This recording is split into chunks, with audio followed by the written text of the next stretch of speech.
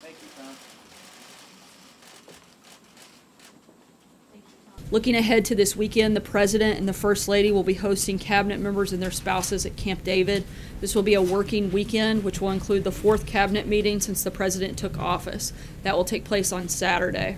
The President will lead a discussion on the administration's priorities in addition to receiving briefings on Hurricane Harvey, recovery efforts, and preparations for Hurricane Irma.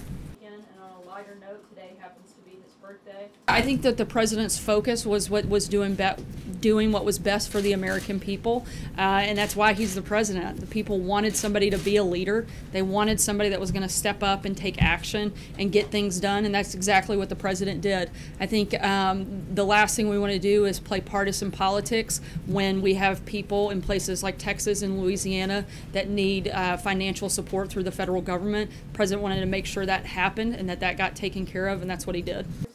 In 2003, General Mattis encouraged them to fight. Look, I think that if you can take some of that partisan bickering out of the process, that's probably a good thing. This is a government that is always going to pay its debts and wants to make sure that our bills get paid and that we can support the needs that we have of our country, like we're having to do right now in a time of disaster relief efforts. And so that's certainly a priority moving forward. And certainly legislation where you've got Republicans and Democrats both. I think the biggest message is that we're a lot less focused on what makes Congress happy and what makes Americans better and stronger. And that was the decision that the President made, that this was something that was important to get done, and he was willing to work with Democrats to make sure it happened. Sarah, about tomorrow, you said tax reform is a huge part of the agenda moving into the fall. Infrastructure is something certainly we'd love to see.